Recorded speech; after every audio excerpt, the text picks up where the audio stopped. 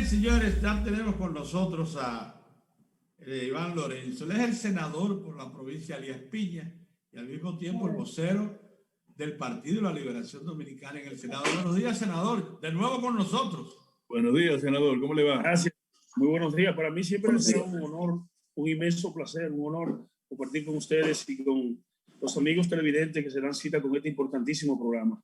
Como hay dos temas que seguro van a ocupar la atención de este breve espacio, yo quisiera comenzar con uno, que es el Congreso del Partido de la Liberación Dominicana.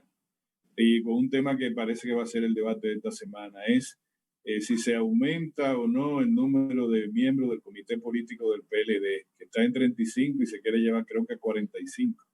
¿Usted no cree que es un poquito demasiado llevar el órgano de dirección del partido a tanta gente? No cabe por lo pronto donde se reúnen ahora. Está todo listo para que es la voluntad del partido, es la voluntad de los compañeros miembros del comité central y del comité político de que la matrícula del comité político sea aumentada a 45, de 35. Nosotros, el comité central se aumentó de 600 a 1.100 y algo, casi a 1.200. Eso quiere decir que aumentamos en más de un 100%, de manera que el aumento de la membresía de los miembros del comité político obedece en gran parte a que el comité central también se amplió. Es una decisión sabia. El partido grande ese, cuántos dirigentes a esos niveles.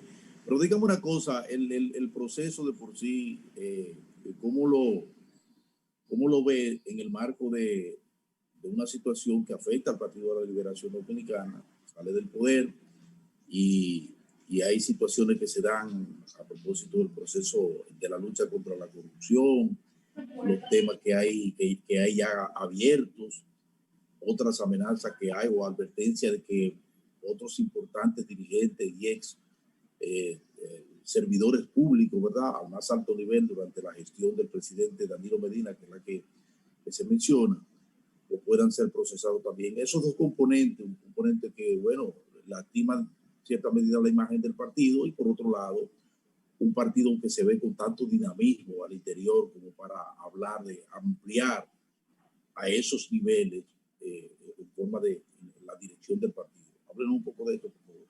Mira, nosotros nos hemos preparado para retornar al poder en el año 2024. No nos importa la persecución que puede llevar a cabo el gobierno de Luis Abinader. Nosotros creemos en una lucha seria en contra de la corrupción. Ahora yo les voy a decir a ustedes, yo fui procurador general adjunto de Francisco Domínguez Brito e incluso estuve ahí un año en la gestión del compañero Ian Alain Rodríguez. Yo tengo que decirles a ustedes que si mañana cambiaran el Ministerio Público y asumiera otro gobierno, en 6 meses nada más que tiene el Partido Revolucionario Moderno conduciendo las cosas del Estado, pudiera haber materia de más de 2 años de investigación a casos que tienen presuntamente, que pueden ser presuntamente delictuosos. ¿Qué le quiero decir a ustedes? Que un ministerio público serio, responsable, hace investigaciones sin montar show, hace investigaciones en aras de enviar señales de que las cosas no se pueden repetir. Es lo que nosotros llamamos régimen de consecuencia. Pero yo quiero dejar claro ante el país que el Partido de la Liberación Dominicana no tiene temor alguno que el presente gobierno haga las investigaciones que sean necesarias. Nosotros tenemos nuestros objetivos claros, que es hacer una oposición sensata y que es prepararnos para retornar al gobierno, para que el presente gobierno no siga golpeando a la familia dominicana con las alzas indiscriminadas de los productos de primera necesidad, de los combustibles, en fin, de todo lo que está pasando. Bien, bueno, entonces regresemos a las actividades del Congreso. Esta semana ustedes tienen algunas tareas pendientes. ¿Nos las pueden mencionar, las más importantes? Miren, en el día de ayer hubo una plenaria, se estaba discutiendo la posibilidad de que se pudiera ampliar de 35 a 45 la membresía del comité político. El comité político se va a reunir en el día de hoy para conocerlo. También tenemos pendiente la selección del presidente del partido, del secretario general, de 2 vicepresidentes y del secretario de organización. Estamos convencidos de que ya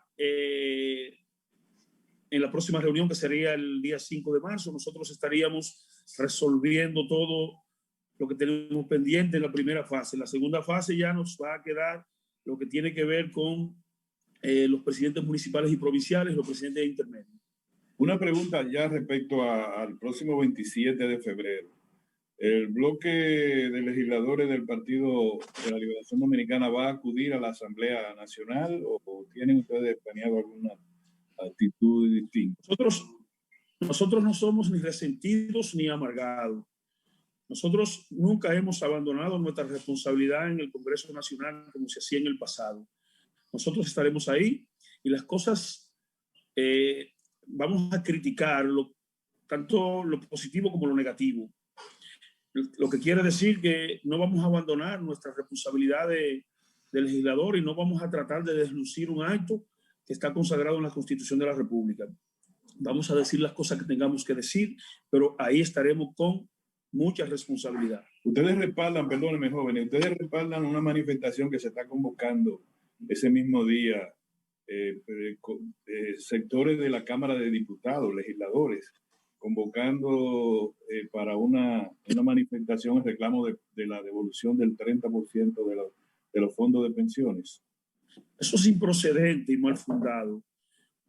Tú no puedes deslucir un acto de esa naturaleza, la rendición de cuentas del señor presidente de la República, llevando de nuevo una turba, como se ha hecho en el pasado.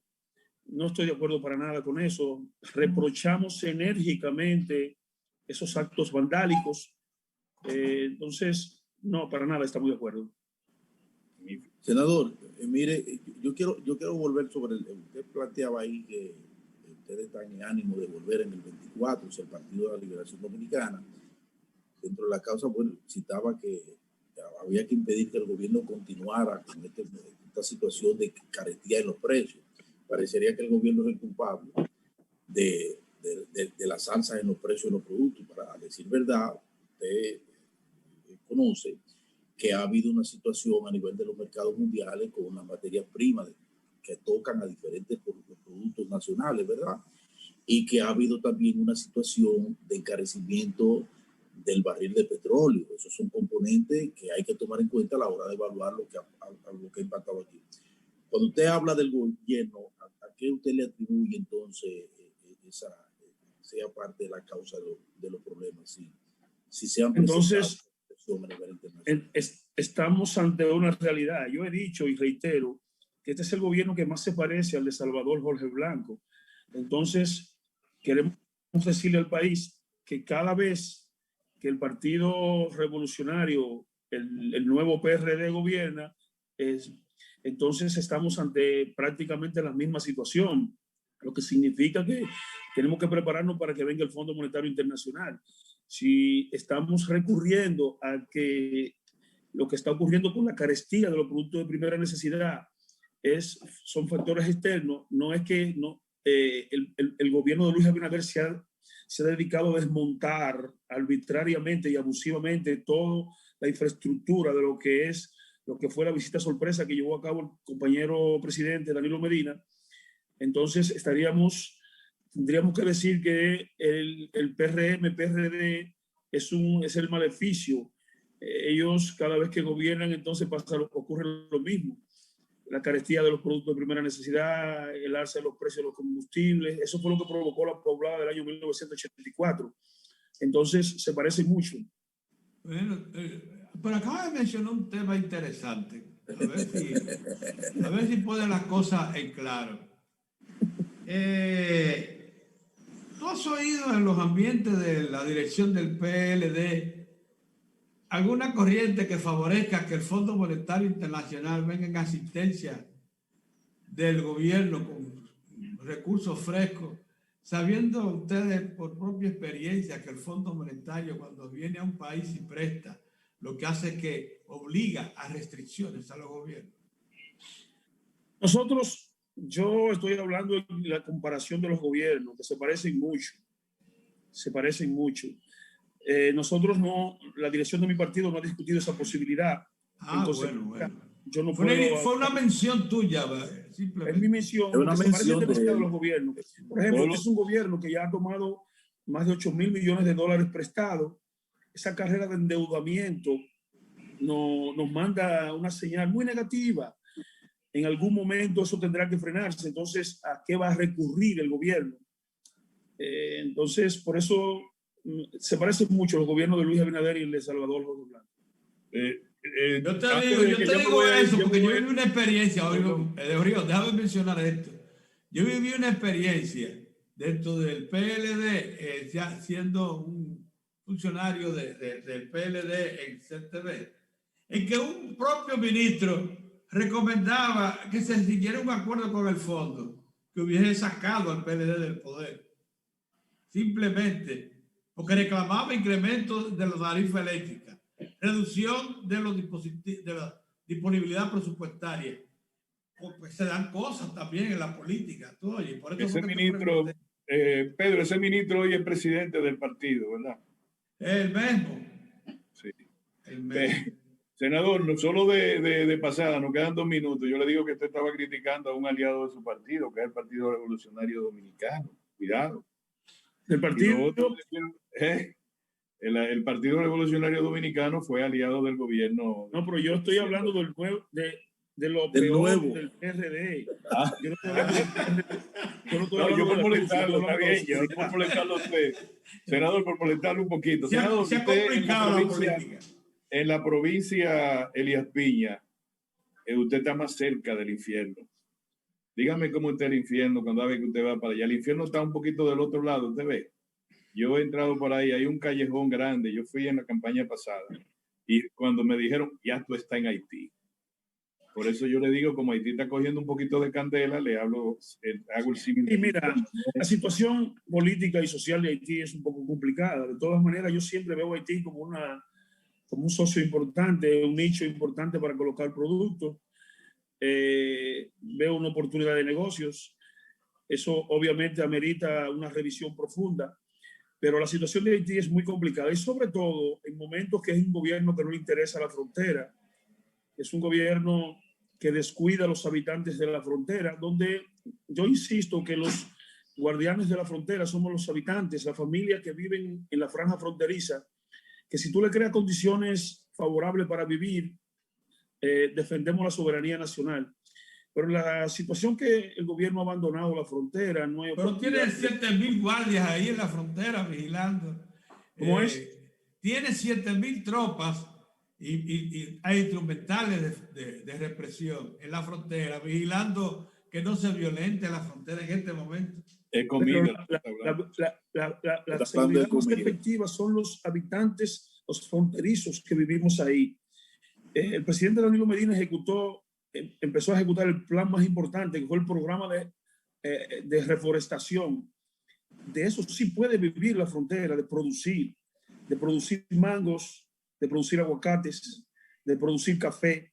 Entonces, esos ciudadanos y ciudadanas que viven en condiciones dignas se convierten en los verdaderos centinelas de la frontera. Un guardia que lo trasladan quizá por castigo desde Mao Valverde hacia el municipio de Comendador y de Comendador a la 204, a Aniceto Martínez o a Cañada Miguel, es un guardia que está siendo sancionado, por eso lo envían tan lejos. Entonces, no tiene estímulo para defender la soberanía nacional. En cambio, una familia que tiene 30 años viviendo ahí, que evita que haya una invasión pacífica, que no deja sus predios para que sean ocupados por los haitianos, eso sí se pueden convertir en verdaderos centinelas. Senador, ahora bien, los gobiernos... Antes que se nos acabe el tiempo, porque hay un tema importante que yo pienso que la población quisiera saber, qué dice la oposición. Al gobierno y al país se le presenta una gran encrucijada en estos días. El gobierno necesita, el país, el Estado necesita recursos. Y esa es una cartera donde ha tocado la puerta del gobierno en muchas ocasiones que le ha dado fruto, que es la minería. Y hay dos situaciones. Hay una situación en San Juan para la explotación minera en San Juan y hay otra mucho más delicada, aún insensible, que es Loma Miranda. Esos son dos nichos que están ahí, que es un factor importante, como es el sector de la minería tan importante en materia de aporte de recursos. ¿Cómo ven desde el PLD esta situación? ¿Debe el presidente abocarse a abrirle espacio a la posible explotación de Miranda y San Juan de la Maguana, o simplemente debe dejar esos recursos bajo la tierra? Mire, nosotros somos respetuosos de lo que tiene que ver con la preservación del medio ambiente. Si existe un mecanismo que no afecte considerablemente el medio ambiente, nosotros pudiéramos estar de acuerdo. Ahora, Loma Miranda es innegociable. Loma Miranda tiene que permanecer en las condiciones que está. Nosotros incluso hay una iniciativa de mi buen amigo Ramos Rogelio Genao, que pienso que ya tiene informe favorable para sobreprotegerla. No es crearla como parque nacional, sino que tiene otra denominación, no puedo recordarla ahora, pero nosotros no negociamos el caso de Loma Miranda. En el caso de San Juan habría que ver si se puede explotar de manera amigable con el medio ambiente. Bueno, muchas gracias, senador. Ese es un tema que bueno. Sí, lo vamos a tener. Senador, prometemos secuestrarlo a usted para que nos hable también de eso y de la provincia. Gracias, senador. A ustedes, señores, muchas gracias. Nos vemos mañana. Muy bien. Dele para adelante. Bueno.